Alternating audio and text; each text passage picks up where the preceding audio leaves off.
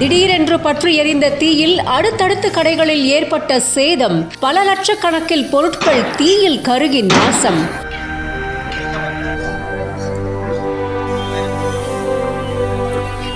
அதிமுக பிரமுகருக்கு சொந்தமான பாத்திர கடையில் பற்றிய தீயால் கட்டடங்களுக்கு சேதம்.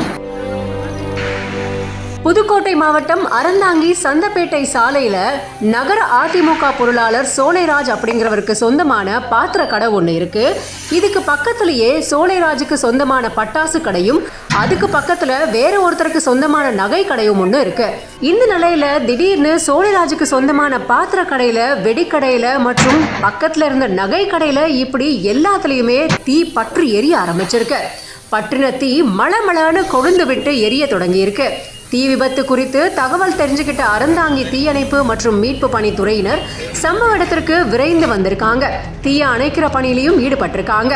இருந்தாலும் சோலைராஜுக்கு சொந்தமான பாத்திர கடையில் இருக்கிற பொருட்கள் எல்லாமே எரிஞ்சு நாசமாகி இருக்கு.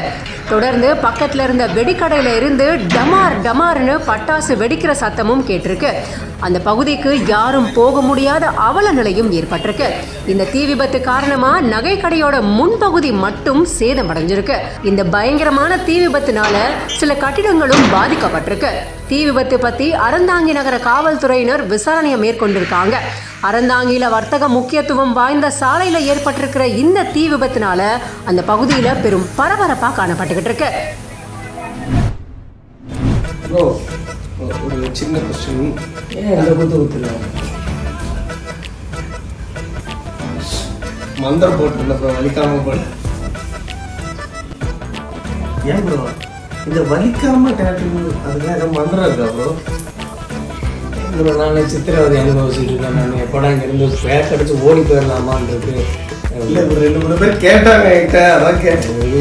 முடியலம்மா, நானும் இந்த டாக்டர்ஸ்லாம் போட்டிருக்கேன். பட் இது ரொம்ப ஹெவி ஒர்க்காக இருக்குது, ஆக முடியல. பார்த்துக்கோங்க, இந்த வலிக்காமல் இருக்கலாம் மந்திரம் கிடையாதுப்பா. வலிக்காமல் இருக்கிறதுலாம் மந்திரம் கிடையாது.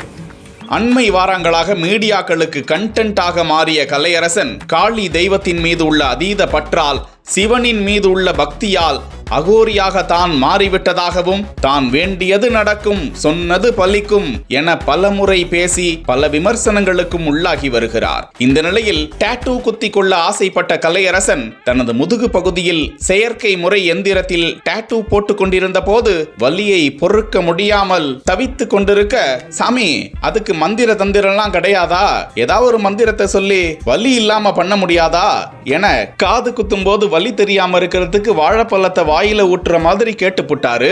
ஐயோ, வலி என்பது எல்லோருக்கும் ஒண்ணுதான், சீக்கிரம் குத்துங்க சாமி என கலையரசன் ஒப்புக்கொண்ட சுவாரஸ்ய காணொளியும் தற்போது வைரலாகி வருகிறது.